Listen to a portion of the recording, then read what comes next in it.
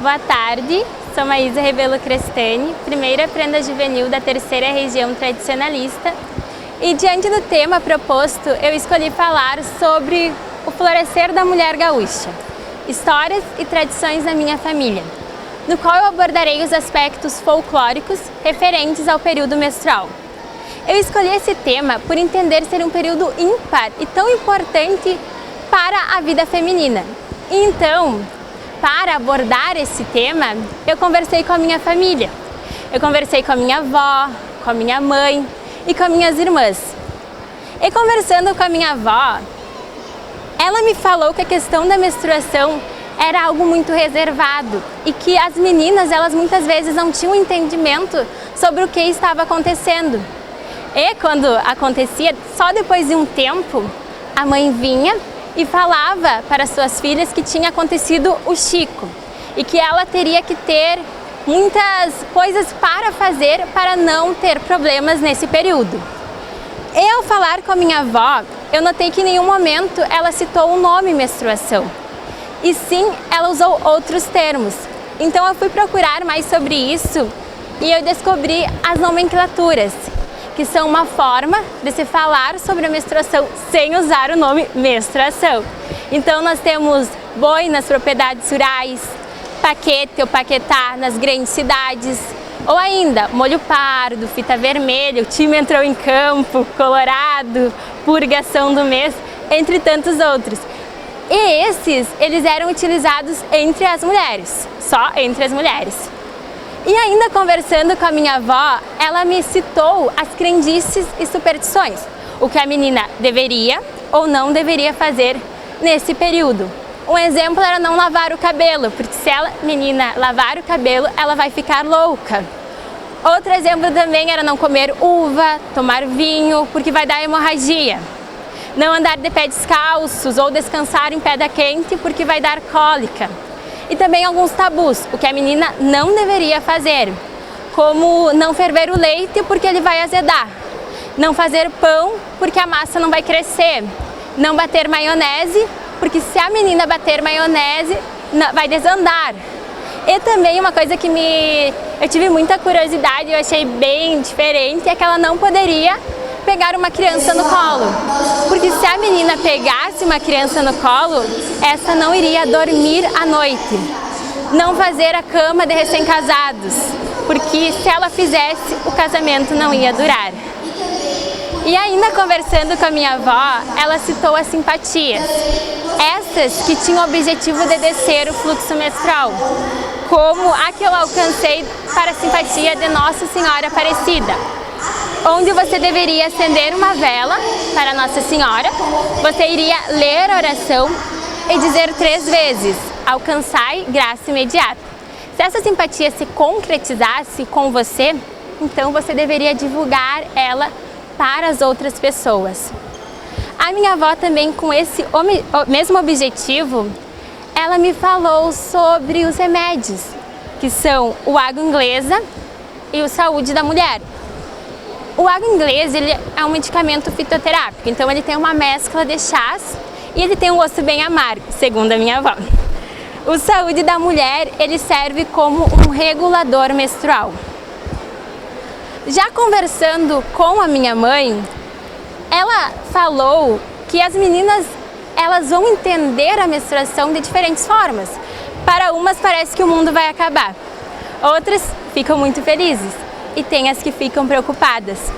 Ela também me deu outra dica com o mesmo objetivo, de descer o fluxo menstrual, que são os chás.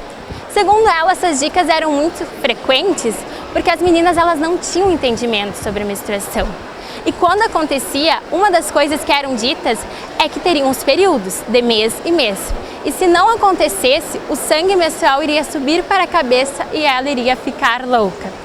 Então, segundo a minha mãe, os chás para descer o fluxo menstrual são o de canela, o de sálvia, o de artemisia, o de arruda, o de cravo da Índia e o de malva.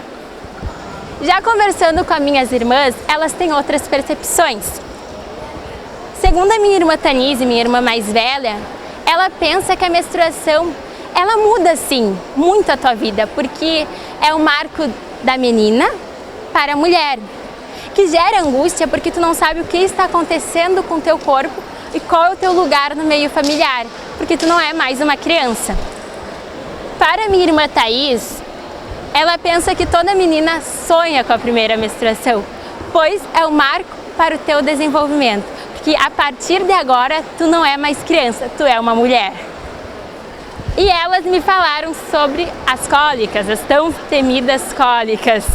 E as dicas foram colocar uma bolsa de água quente sobre a barriga, abraçar o travesseiro ou então os chás, esses que têm propriedades relaxantes, calmantes, que são o de cidreira, o de erva doce e o de alfavaca.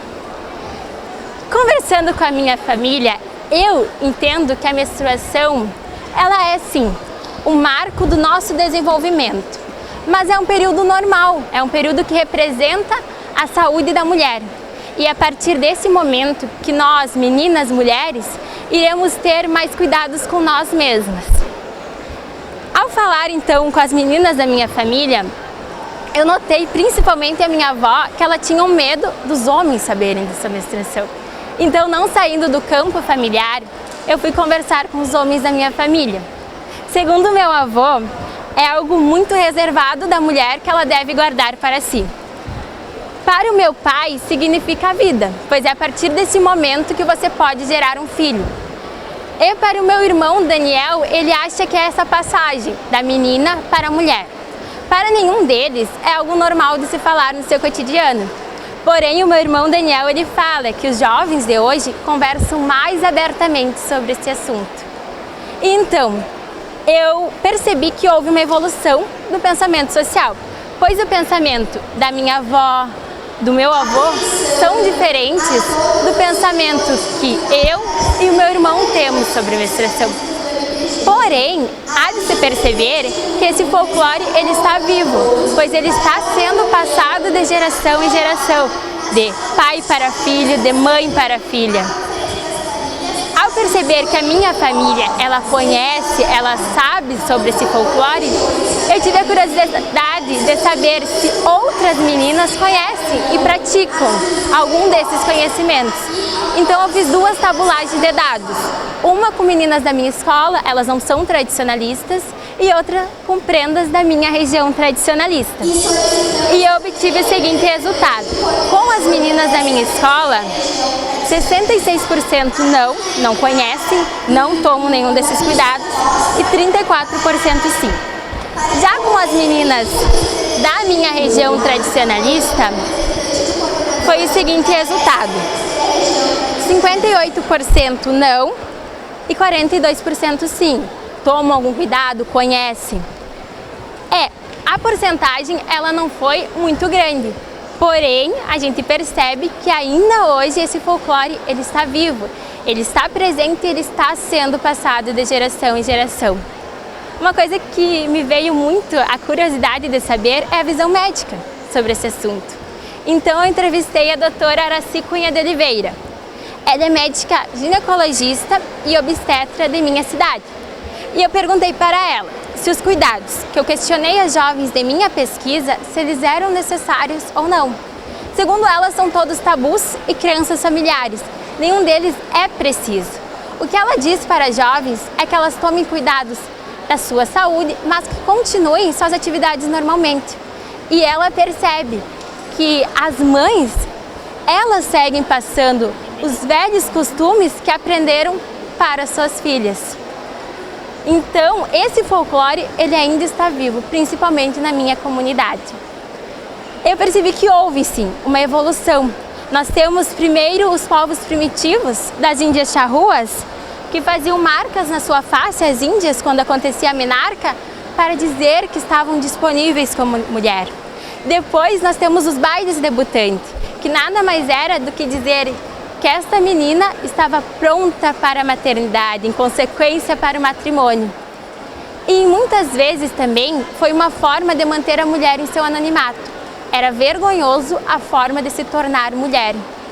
E em outras vezes foi uma forma de explicação, porque muitos problemas da saúde da mulher eram atribuídos à menstruação.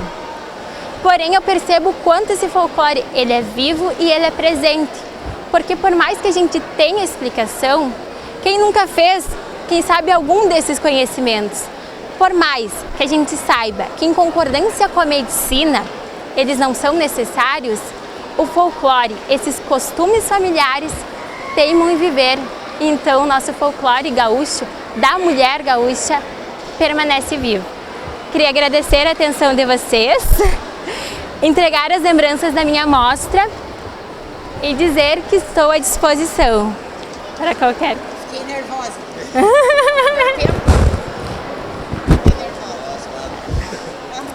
Nós vamos pegar depois, se não tiver. Ah, tá bom, tá bom.